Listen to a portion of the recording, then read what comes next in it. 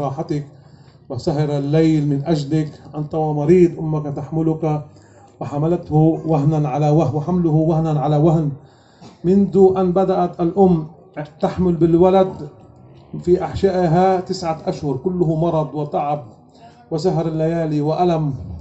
هذا لا ننساه. الآن أصبح لي زوجة جميلة أنظر إليها وهي تبتسم لي، وأنسى أمي وأنسى أبي. هذا غضب من المولى عز وجل. وقضى ربك ألا تعبدوا إلا إياه وبالوالدين إحسانا إما يبلغن عندك الكبر. عندما يبلغون الكبر لا تقول هذا عجوز أو هذه عجوز، أنا لا أستطيع أن أتحمل نفقتهما، أنا لا أستطيع أن أساعدهما، أنا لا أستطيع أن أخذهما إلى كبر كتيل. لا يجوز. هكذا أفعال تبوء بغضب من المولى عز وجل. إما يبلغن الكبر عندك أحدهما أو كلاهما، يعني والدك أو والدتك أو الاثنين مجتمعا، فلا تقل لهما أف. أمك تقول لك يا ولدي أريد طعام، أو أحضر لي هذا، أو اصنع لي هذا. مجرد أن تقول أف، كم هذه تطلب مني طلبات لا تنتهي من الطلبات. مجرد أن تقول له أف، حتى بينك وبين نفسك تحظى بغضب من المولى عز وجل. معصية كبيرة. واخفض لهما جناح الذل من الرحمة. لا تجعلهما يشعران أنك تذلهما عندما تخدمهما أو تنفق عليهما أو تبر بهما. دائما دعهما يشعران أن هذا واجب عليك، لأننا نحن مسلمين ودستورنا القرآن الكريم، وهذا نص القرآن الكريم حرفيا: وقل رب ارحمهما كما ربياني صغيرا. يا الله ارحم والدي، يا الله اغفر لهما، يا الله ارزقهما العمر الطويل، يا الله ارزقهما الصحة في البدن، يا الله ارزقهما الموت على الإيمان، يا الله اجعلهما من أهل الجنان. دائما بر بهما، ادعو لهما. عندما يتزوج الإنسان ويذهب إلى بيته لا تنسى من حملتك 9 أشهر، لا تنسى من أطعمتك من حليبها، من صدرها، من صحتها، من بدنها. لا تنسى من صرف عليك المال لكي تصبح نافعا. لا تنسى من صرف عليك المال لكي تتعلم. لا تنسى من أنفق عليك المال لكي تتعلم، لكي تصبح رجل، لكي تصبح مهذب، لكي تصبح راقي بين المجتمع. وتأتي هذه الزوجة لا تساعد أهلك. أنا أحق بمالك من أهلك. من قالت له، اسمعوا جيدا، من قالت له زوجته هذا الكلام، أنا مسؤول عن كلامي. قل لها اذهبي، طلقها، أبدلها. سيدنا إبراهيم الخليل عليه السلام عندما زار سيدنا إسماعيل ماذا قال لزوجته؟ طلب منها أن تستضيفه، تأففت منه وقالت هذا إسماعيل يأتي بعد أسبوع وليس لنا طعام وليس لنا شراب، وزجرته. ماذا قال لها؟ قال عندما لم يخبرها عن نفسه. ماذا قال لها؟ قال لها عندما يأتي زوجك قولي له لقد زارنا شيخ وأخبرني وقال لي قولي لزوجك فليغير عتبة داره، فليغير عتبة داره. وعندما جاء سيدنا إسماعيل عليه السلام إلى البيت قالت له يا زوجي زارنا رجل عجوز وهو أتعبني كثير ويريد أن يأكل ويريد أن يشرب ويريد أن أنام وأنا ليس لدي مكان، مع العلم هي عندها مكان وعندها طعام. فقال لها ماذا قال لك هذا الرجل؟ فقالت له قال لي أخبري زوجك أن يغير عتبة داره. فهم سيدنا إسماعيل، عرفه أنبياء. قال لها أنت طالق. تعجبت، ماذا فعلت لك؟ قال هذا والدي، لم تكرمي والدي. لأنها لم تكرم والده ولم تبر بولده طلقها واستبدلها بأخرى. فيجب علينا بعد أن نتزوج لا ننسى أهلنا. سيدنا محمد صلى الله عليه وسلم دخل على صحابته. أخبرنا بهذا الحديث سيدنا أبي هريرة رضي الله عنه. دخل علينا سيدنا محمد صلى الله عليه وسلم في أحد الأيام وقال لنا رغما عن أنفه، رغما عن أنفه، رغما عن أنفه. تعجب الصحابة، من هو يا رسول الله؟ رغما عن أنفه يعني غصبا عن أنفه، غصبا عنه، رغما عنه. قالوا من يا رسول الله؟ قال من أدرك والديه أو أحدهما. في كبارهما وبر بهما سوف يدخل الجنة بإذن الله. عندما تبر بوالديك بشرك الحبيب محمد صلى الله عليه وسلم ببرك لوالديك تدخل الجنة. احرصوا جميعا، هذا الكلام موجه إلى الرجال والنساء، وأنت أيها الامرأة عندما تتزوجي ويصبح لديك بيت خاص لا تنسي أهلك، لا تنسي فضل والديك عليك. تقول الآن عندي زوج وأنا لا أهتم سما بزوجي، وهذا والدي عندهم أبناؤهما، هذا يهتم. كلا، واجب بعد رضا المولى عز وجل هو رضا الوالدين. وعن ابن مسعود رضي الله عنه أنه قال: سأل الصحابة رسول الله صلى الله عليه وسلم: ما أفضل الأعمال إلى الله؟ يا رسول الله ما أفضل الأعمال إلى الله؟ قال: الصلاة على وقتها. ثم ماذا؟ قال: بر الوالدين. بعد الصلاة مباشرة بر الوالدين. قال: ثم ماذا؟ قال: الجهاد في سبيل الله. بر الوالدين أفضل من الجهاد في سبيل الله. من يبر بوالديه هو له فضل عند المولى عز وجل كأنما يجاهد في سبيل الله. وسيدنا محمد صلى الله عليه وسلم ماذا قال لنا؟ الجنة تحت أقدام الأمهات. الجنة أين؟ تحت أقدام الأمهات، يعني الجنة تحت رضا الأمهات. الجنة عندما نأخذ الرضا من والدتنا، الجنة عندما نرضي والدينا، الجنة عندما نتبع ما جاء به القرآن الكريم وأخبرنا وأدبنا وعلمنا كيف نبر بوالدينا. وقال صلى الله عليه وسلم أيضا: هذا فضل الوالد فضل عظيم، أمك أمك أمك ثم أباك. ذكر الأم 3 مرات. لا تنسى أمك. يا من تزوجت الأمس، هذا الكلام موجه إلى العريس، يا من تزوجت في الأمس وأصبحت شابا يافعا ورجلا قويا ولديك بيتك الخاص، لا تنسى والدتك، لا تنسى فضلها عليك. الجنة تحت أقدامها، الجنة برضاها، الجنة برحمتها. سيدنا محمد صلى الله عليه وسلم قال لنا: يا أخوان اسمعوا فضل الوالدين. لا يستطيع أحدكم أن يوفي والديه عليهما حقه، أي لا تستطيع أن ترد جميل والديك أو حق والديك عليك إلا في حالة واحدة. حتى لو وضعتهما على ظهرك وطوفتهما في الكعبة لا توفيهما حقهما إلا في حالة واحدة: إن كانا في الأسر واستردتهما من الأسر. في هذه الحالة تستطيع أن ترد حق والديك عليك.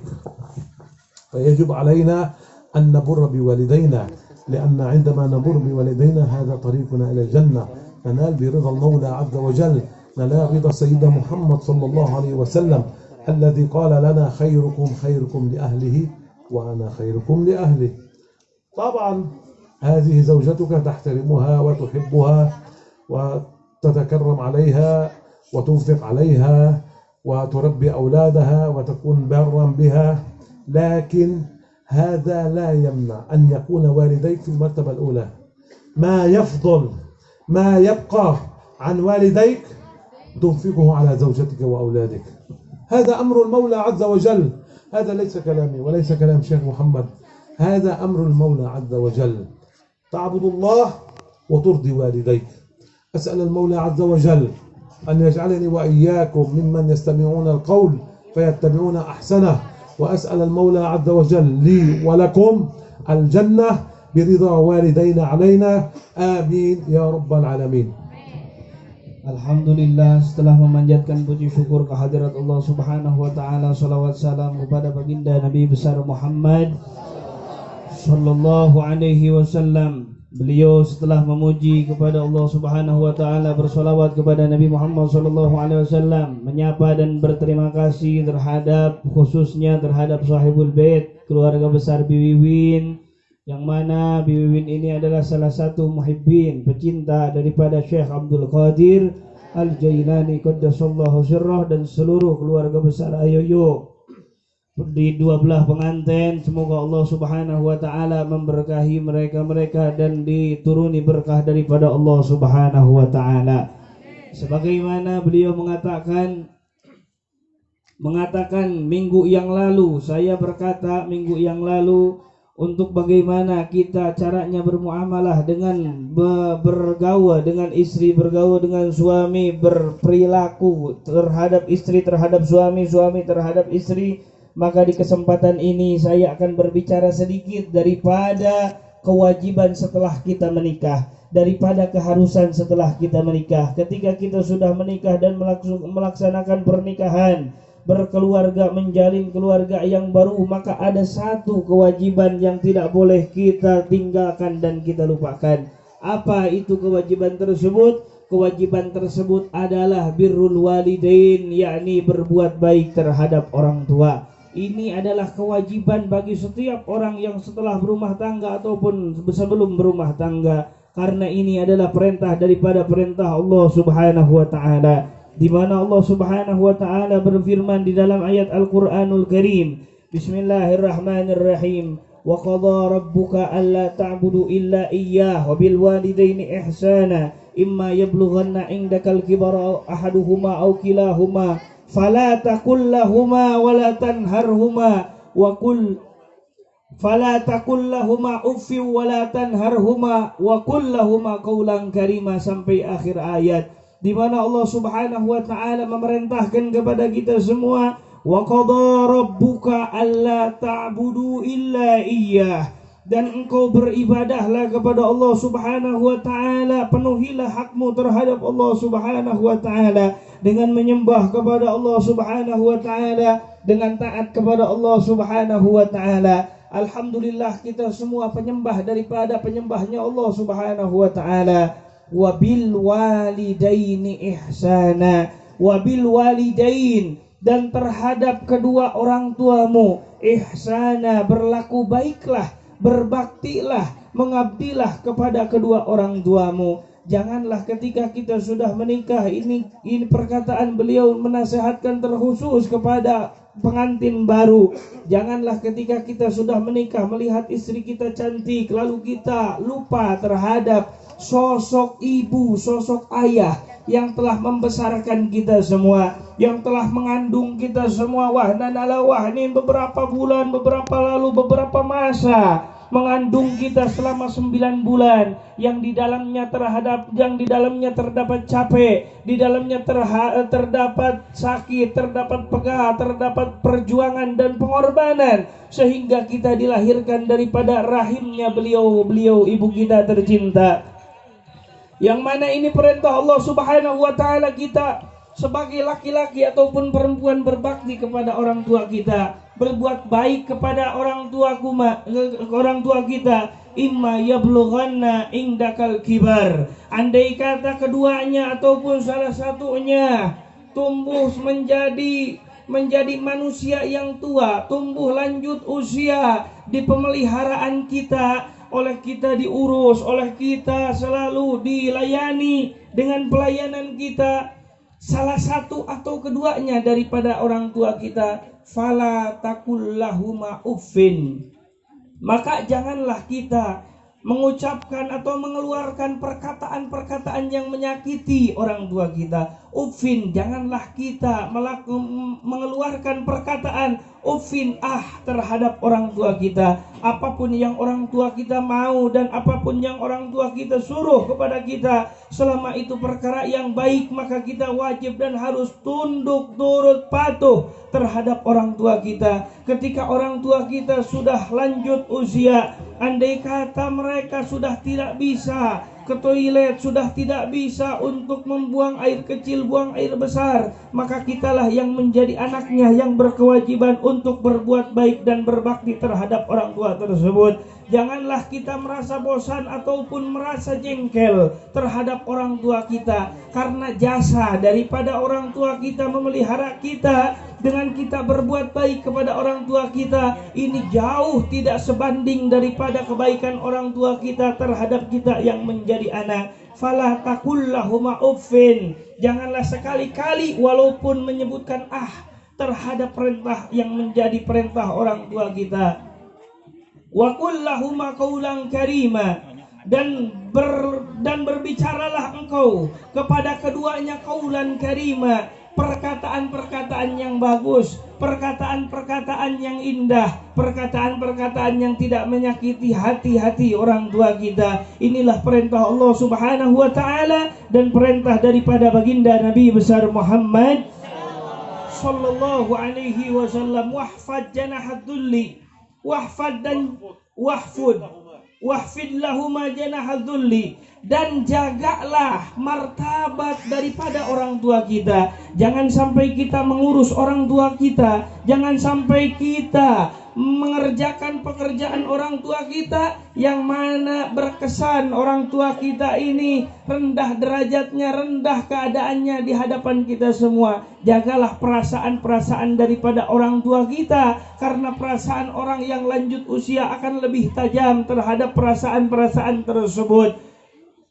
Dan doakanlah waghfir lahuma, dan doakanlah bagi keduanya orang tua kita, ibu ataupun bapak, mendoakan supaya mereka diampuni oleh Allah Subhanahu wa taala. Inilah tugas kita sebagai anak kepada orang tua kita. Walaupun kita sudah menikah, sudah memiliki keluarga, maka kewajiban kita terhadap laki-laki ataupun perempuan berbuat baik terhadap orang tua kita, berbuat bijak terhadap orang tua kita, mengabdi tunduk dan patuh kepada orang tua kita. Beliau tadi mengatakan, saya mengatakan satu perkataan, yang mana perkataan ini saya tanggung jawab terhadap perkataan ini. Andai kata kita mempunyai istri ataupun pasangan hidup yang mana melarang untuk kita berbakti kepada orang tua kita, maka ceraikanlah istri seperti itu.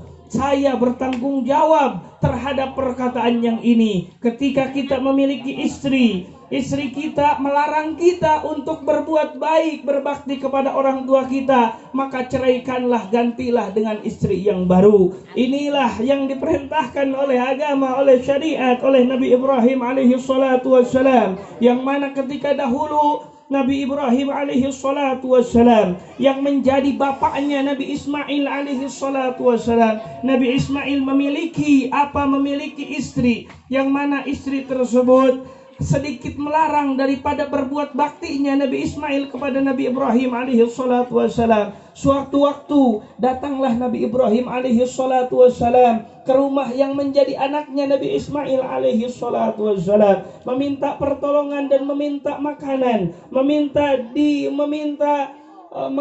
di rumahnya, di rumah istrinya Nabi Ismail alaihi salatu wassalam. Tapi apa yang terjadi? Istrinya tersebut tidak memberikan pelayanan, tidak berkhidmah, tidak berbuat baik dan tidak berbakti terhadap ayah yang menjadi suami, yang mana menolak secara mentah-mentah. Walaupun di rumahnya tentunya ada makanan, ada tempat tinggal dan mampu untuk berbuat baik terhadap Nabi Ibrahim alaihi salatu wassalam.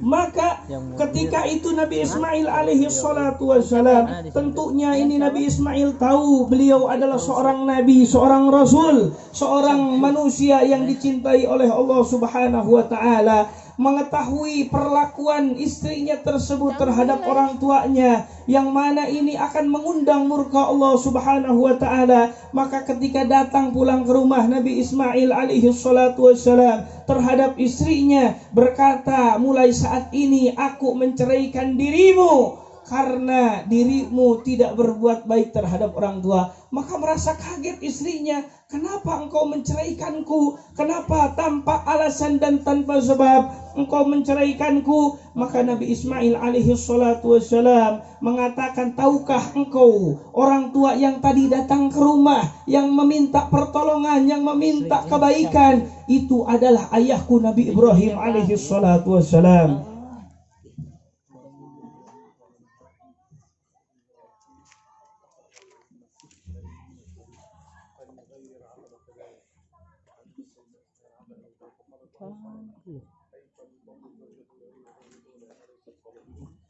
Nabi Ibrahim alaihi salatu wassalam mengatakan kepada Nabi Ismail alaihi salatu wassalam, gantilah istrimu, talaklah istrimu, istri-istri yang tidak bisa berbakti terhadap orang tuanya. Karena istri-istri yang tidak bisa berbakti kepada orang tuanya ataupun yang melarang terhadap orang berbakti terhadap orang tuanya, inilah istri-istri yang bukan solehah dan dianjurkan untuk diganti oleh Nabi Ibrahim alaihi salatu wassalam. Maka ketika setelah diberitahu itu Nabi Ismail alaihi salatu wassalam, sesampainya ke rumah ditalaklah istrinya tersebut, dikarenakan istri tersebut bukan istri solehah, melarang terhadap berbakti terhadap mertua ataupun orang tuanya tersebut. Maka alangkah besar dan agungnya keunggulan ketika kita memuliakan orang-orang tua kita, ketika kita mengagungkan orang-orang tua kita. Ada satu hadis daripada hadis Nabi besar Muhammad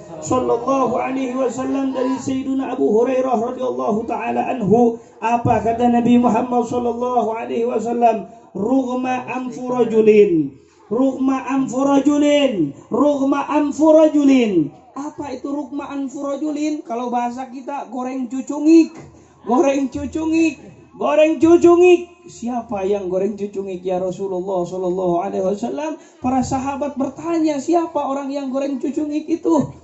Orang-orang yang goreng cucungik itu adalah orang-orang yang mana orang tersebut tidak bisa berbakti dan berbuat baik terhadap orang-orang tua mereka. Andai kata di hadapan-hadapan mereka masih ada orang tuanya lanjut usia dan dia berbakti kepada orang tuanya tersebut, maka dengan baktinya terhadap orang tua tersebut akan memasukkan orang tersebut kepada surganya Allah Subhanahu wa taala. Karena baktinya anak terhadap orang tua yang telah tua tersebut akan menjadi sebab gampangnya manusia tersebut masuknya surga Allah Subhanahu wa taala, mengundang rahmat dan kasih sayang daripada kasih sayang Allah Subhanahu wa taala. Inilah yang disampaikan oleh Nabi kita tercinta baginda Nabi besar Muhammad sallallahu alaihi wasallam. Dan di dalam hadis yang lain,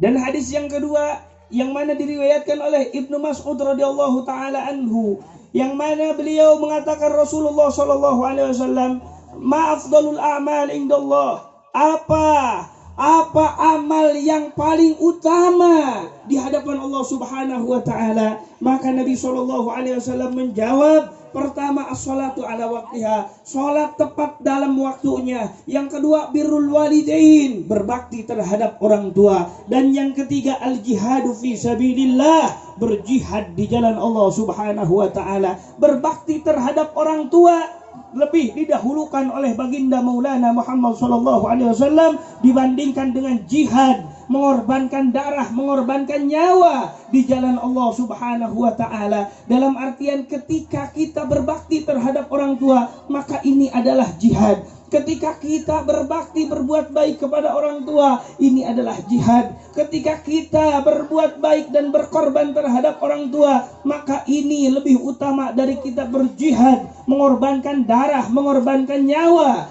di jalan Allah Subhanahu wa taala. Alangkah indah dan agungnya memuliakan orang-orang tua kita. Nabi Muhammad sallallahu alaihi wasallam bersabda, al-jannatu tahta aqdamil ummahat.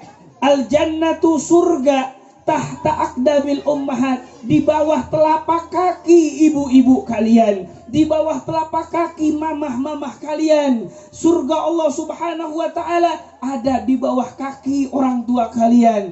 Dalam artian ridho Allah Ta'ala bergantung daripada ridho orang tua kalian. Rahmatnya Allah Ta'ala ada di bawah telapak kaki ibu kalian, ibu bapak kalian. Maka segala yang berurusan ini ada di bawah telapak kaki orang-orang tua kita. Maka ketika kita ingin mendapatkan rahmatnya Allah, maghfirahnya Allah, anugerahnya Allah Subhanahu wa Ta'ala, maka berbaktilah terhadap orang-orang tua kita. Karena itu semua berkaitan dengan orang-orang tua kita.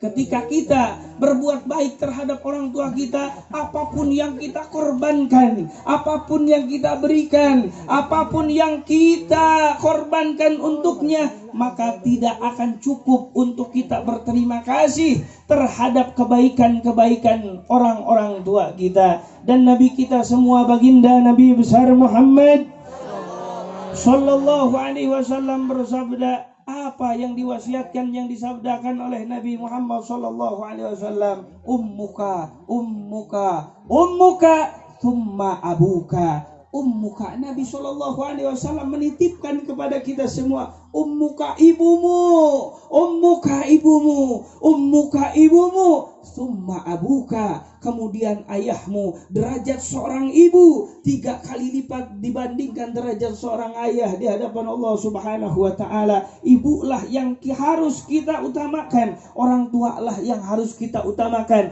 sehingga kita mendapatkan rahmat dan kasih sayang Allah Subhanahu wa taala, yang mana semua tersebut bergantung daripada kebahagiaan daripada orang tua kita. Saya menasehati, kata beliau, terkhusus untuk pengantin baru dan untuk semuanya, berbaktilah kepada orang-orang tua kita. Bahkan para ulama mengatakan, andai kata kita mau berterima kasih terhadap orang-orang tua kita, orang-orang tua kandung kita, dengan melakukan apapun, ingin membalas jasanya, maka tidak akan terbalas jasanya dengan apapun, terkecuali dengan satu perkara, yang mana perkara tersebut adalah baktinya seorang anak kepada orang tuanya. Inilah yang diajarkan oleh Nabi kita, baginda Nabi besar Muhammad Sallallahu Alaihi Wasallam. Maka jadikanlah orang tua kita sebagai raja kita dan panutan kita. Apapun yang mereka katakan, apapun yang mereka mau, apapun yang mereka minta, selama kita bisa, selama kita mampu, maka laksanakanlah perkara tersebut, karena perkara tersebut akan mengundang anugerah daripada Allah Subhanahu wa taala. Setelah kita menikah, maka janganlah melupakan satu kewajiban ini, yakni berbakti terhadap orang tua kita. Semoga kita semua yang hadir di tempat ini dikucuri, dihujani oleh berkah Allah Subhanahu wa taala, dan dijadikan sebagai orang-orang yang mendengarkan nasihat dan mengikuti nasihat baik tersebut. Amin ya Allah ya Rabbal. Alhamdulillahi Rabbil Alamin, wassalatu wassalamu ala ashrafil mursalin sayyidina Muhammad nabiyil amin wa ala alihi wa ashabihi at-tayyibin at-tahirin. Allahumma inna nas'aluka bima sa'alaka bihi habibuka nabiyyuka wa shafi'uka Muhammad sallallahu alaihi wasallam an tarfa 'anna ad-da'a wal bala'a wal ghala'a wa sutra al-a'da' tawaffana wa anta radin 'anna ya Allah.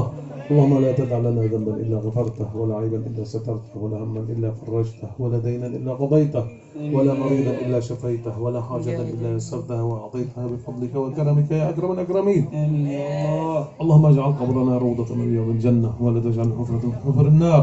اللهم أعطك ألسنتنا عند السؤال. اللهم آتنا كتابنا بيميننا ولا تؤتنا كتابنا بيسارنا. اللهم بيض وجوهنا يوم تسود الوجوه.